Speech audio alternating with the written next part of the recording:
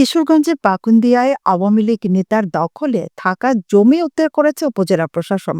সোমবার দুপুর 12:30 থেকে দিনব্যাপী উপজেলার নারান্দি ইউনিয়নের জামতলা বাজার ও পোড়াবাড়িয়া গ্রামে উদ্ধার অভিযান পরিচালনা করেন পাকুন্দিয়ার উপজেলা সহকারী কমিশনার ভূমি মোহাম্মদ মামুন সরকার। এ সময় দখলকৃত জমিতে নির্মাণ করা দোকান ও বাড়িঘর ভাঙা হয়। অভিযানে ৬২% জমি উদ্ধার করা হয়। অভিযুক্ত মোহাম্মদ আলাউদ্দিন নারান্দি ইউনিয়নের ১ নং ওয়ার্ড আওয়ামী লীগের সভাপতি। জানা যায়, ক্ষমতার প্রভাব দেখিয়ে কয়েক বছর আগে আলাউদ্দিন তার ভাতিজা কাজল মিয়ার সম্পত্তি দখল করে দোকান ও বাড়িঘর নির্মাণ করে। এ ব্যাপারে স্থানীয়ভাবে সমাধানের চেষ্টা করেও কোনো কাজ হয়নি।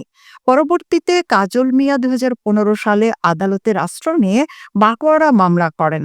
দীর্ঘ আইনি লড়াই শেষে গত বছরের ৮ অক্টোবর জেলা জজ আদালতের সহকারী জজ মোজাম্মেল হক কাজল মিয়ার পক্ষে রায় ঘোষণা হয়।